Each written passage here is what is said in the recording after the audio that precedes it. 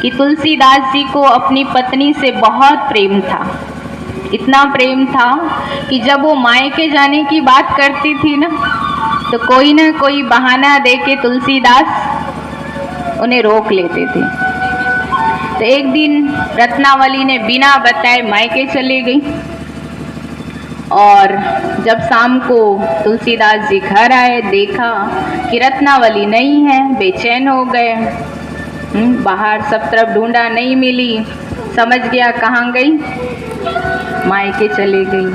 अब उस दिन इतना आंधी तूफान बारिश हो रही थी, तो रात में ही तुलसीदास जी कहाँ के लिए निकल गए? कहाँ के लिए निकल गए? रत्नावली के पीछे पीछे उसके मायके चले गए। अब इतनी रात को नदी में बाढ़, आंधी तूफान चल रहा है, तो कहानी में कहते, उनकी जीवन कहानी में, कि उन्होंने किसको नाव बना ली? मुर्दे को नाव समझ के नदी पार कर ली। और रत्नावली का रूम ऊपर था, तो उनके खिड़की में एक मरा हुआ सांप लटक रहा था, तो तुलसीदास जी ने रस्सी समझ के उससे उनके रूम में पहुंच गया रत्नावली के।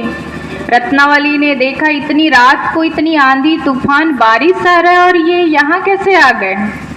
तो कहा आप यहाँ तक पहुँचे कैसे? तो कहा मैं तो नाव से आया। रत्नावली ने सोचा इतनी आंधी तूफान में नाव कहाँ मिल गई? कहा चलो ठीक है, आप मेरे रूम तक कैसे आए? तो कहा मैं तो रस्सी से लटक के आ गया ऊपर। रत्नावली ने खिड़की से झांका तो क्या दिखाई दिया? सांप लटक रहा था मरा हुआ।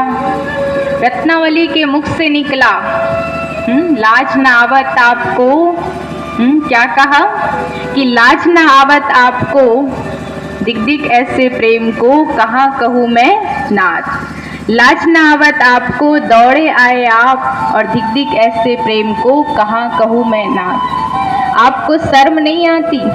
अगर इतना ही प्रेम उस परमात्मा के साथ कर लेते तो आपकी नैया पार हो जाती। अमर है बाबा तेरा मेरा प्यार, युग युग में ना छूटे बाबा, बस तेरा साथ।